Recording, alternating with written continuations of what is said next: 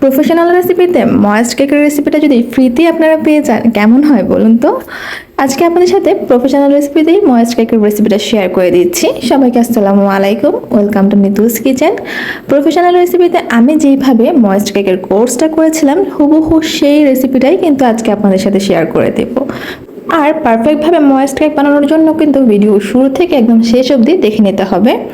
আর ভিডিওটা ভালো লাগলে প্লিজ আমার চ্যানেলটা সাবস্ক্রাইব করে দিবেন, যারা ফেসবুক থেকে দেখছেন তারা আমার পেজটা ফলো করে দিবেন।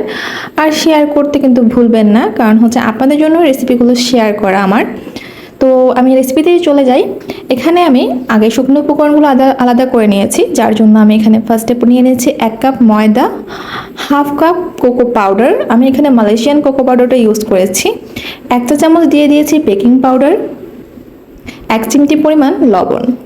সবগুলো শুকনো উপকরণকে ভালোভাবে চেলে নেব। চালা হয়ে গেলে এগুলোকে কিন্তু আমি ভালোভাবে নেড়ে মিক্স করে রাখবো। যারা চকলেট কেক খেতে পছন্দ করেন তাদের জন্য ময়েস্ট কেকটা বেস্ট, কারণ ময়েস্ট কেকটা চকলেট কেকের মধ্যে খেতে অনেক মজা, আর এটা একটু খরচও কিন্তু বেশি পড়ে। এখন আমি অন্যান্য উপকরণগুলো কিচেন স্কেলের সাহায্যে মেপে নিচ্ছি। আমি এখানে 50 গ্রাম পরিমাণ ডার্ক চকলেট নিয়ে নিচ্ছি।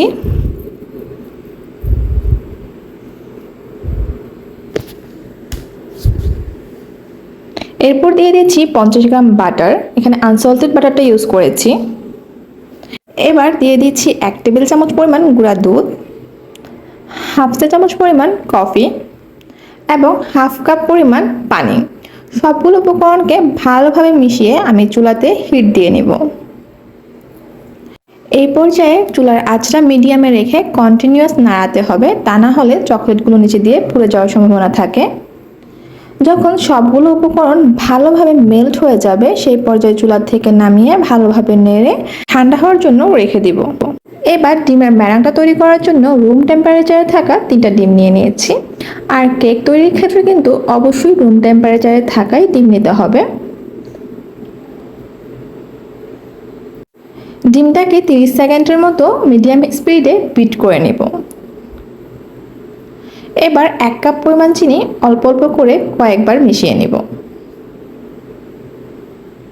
চিনিটা অল্প অল্প করে দেওয়ার কারণ হচ্ছে একসাথে দিলে অনেক সময় চিনির দানা দানা ভাবটা থেকে যায়, বাট অল্প অল্প করে দিলে চিনির সেই দানা দানা ভাবটা চলে যায় অথবা চিনিটা ভালোভাবে গলে যায়। আর কেক তৈরির ক্ষেত্রে চিনিটা কিন্তু এই ডিমের ব্যারাঙের সাথে ভালোভাবে মিশে যেতে হবে। তো দেখতে পাচ্ছেন এখানে খুব সুন্দর একটা ব্যারাং তৈরি হয়েছে। এবার আমি যে চকলেটের লিকুইড মিক্সচারটা তৈরি করে রেখেছিলাম সেটা পুরোটাই এখানে দিয়ে দিব।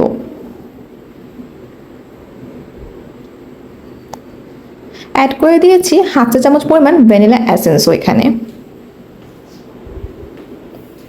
সবগুলো উপকরণকে 1 মিনিটের মতো বিট করে ভালোভাবে মিশিয়ে নিয়েছি। এবার শুকনো উপকরণগুলোকে পুনরায় আবার চেলে অল্প অল্প করে মিশিয়ে নেব।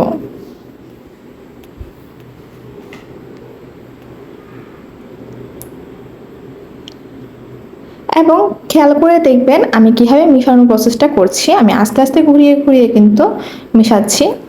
আর যেহেতু ময়েস্ট কেকের ক্ষেত্রে স্পঞ্জ কেকের মতো অত সাবধানে ঘোরানোর কোনো কিছু নেই, বাট তবুও যথেষ্ট চেষ্টা করবেন একটু হালকা হাতেই ঘুরিয়ে নেওয়ার জন্য।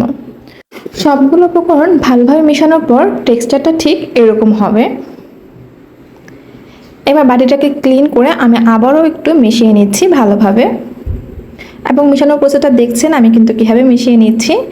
এখন আমি একটা 4 ইঞ্চি সাইজের মোল্ড নিয়ে নিয়েছি। যেহেতু আমি পুরো ব্যাটারটা দিয়ে একটা কেক করব না, আমি এখানে অর্ধেকটা ব্যাটার দিয়েই একটা কেক করে নিব। আর আমি চাচ্ছিলাম কেকটা একটু হাইট হোক, যার কারণে হচ্ছে আমি কাগজটা একটু উঁচু করে দিয়েছিলাম।